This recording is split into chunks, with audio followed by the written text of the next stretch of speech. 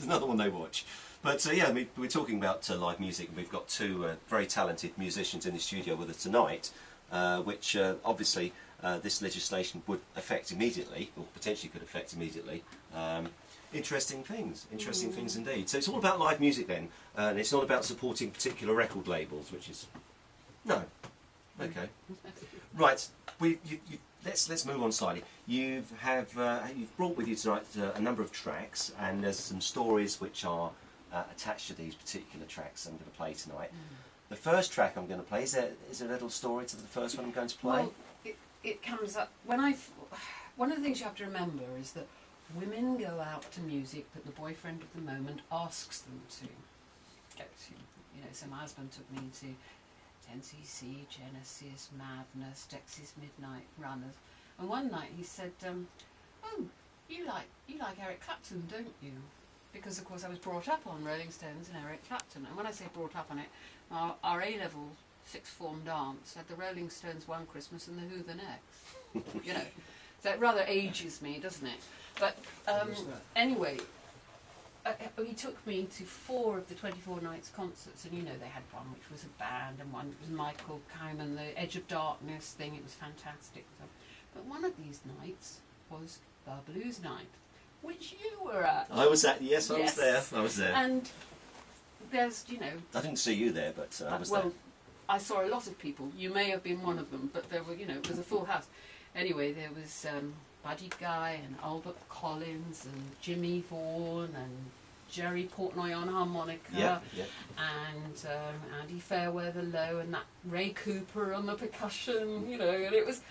And I thought, hang on, this is the music I like.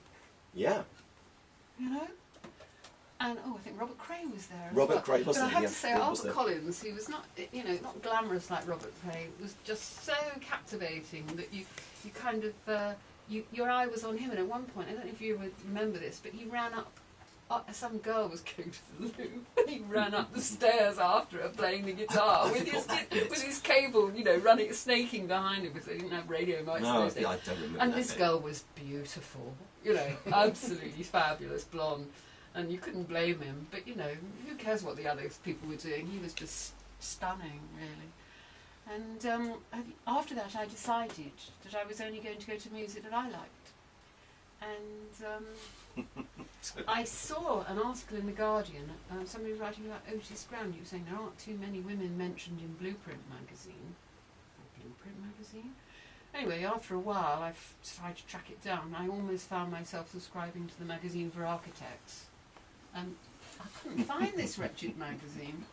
It happened all the time, actually, apparently. Both the architects got the blues magazine and the blues people got the... Very good, I didn't realise that. And they were formed about the same time, in 1989. And I actually rang up the Guardian journalist and said, "Where is this Blueprint magazine?" And he very kindly rang me from home and told me about it. And I subscribed, and I saw that they were asking for contributions. And, you know, I got well into it.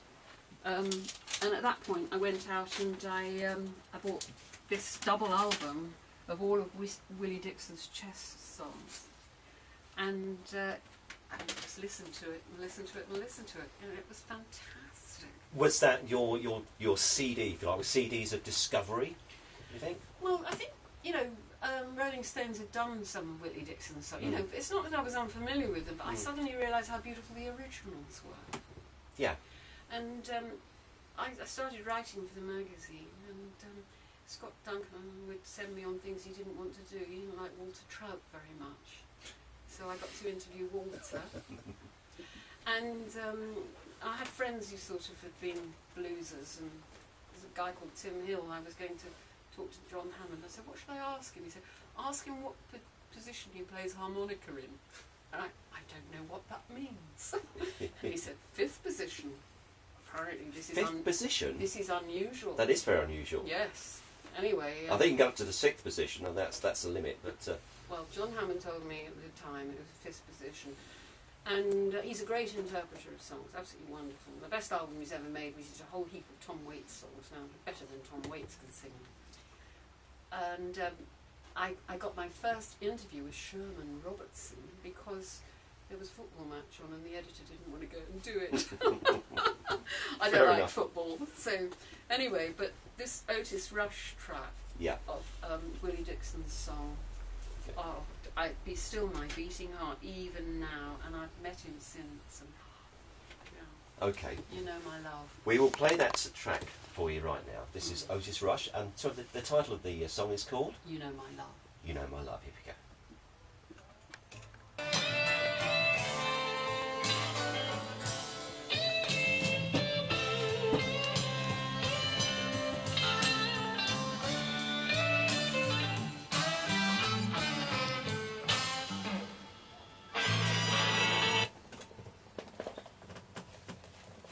There you go, second track from Otis Rush tonight. Right place, wrong time. Let's just give you the two ways you can get in contact with the studio again before we go back to Fran. The good old telephone, 01932874433, and email studio@radiowey.co.uk. Fran, you've got loads more to tell us about the magazine, haven't you? Where should you start? Indeed. Well, as I wrote for it and did interviews for quite some while, and then the previous editor, Scott Duncan, he had founded it with his wife, decided to give it up. And I thought, hang on, there goes my lifestyle out of the window. You know, if anybody said to me, what do you do? I say, well, I hang about in bars with fat black Americans. You know. And after 6 months, I sort of got it up and running again. And it's been going ever since. That was July '97. We did change the name to Blues in Britain to stop the problem with people subscribing to the Architects magazine. Oh, right. And because, unlike Scott and Sue, I don't have immense number of people in the States that I can fall back on. So I decided, looking at all the other magazines, that British blues was not really catered for. So that's where I put on a very blinkered view. If Americans come here, we will feature them. So we do have Americans on the front covers sometimes, like we had Coco Montoya. He's coming over here this year. But for the most part, it's people who are here and now, like we had Bobby Tench, who's been out touring. Saw him with Alan Price and Zoot Money and Maggie Bell. And wonderful. It was wonderful. Great.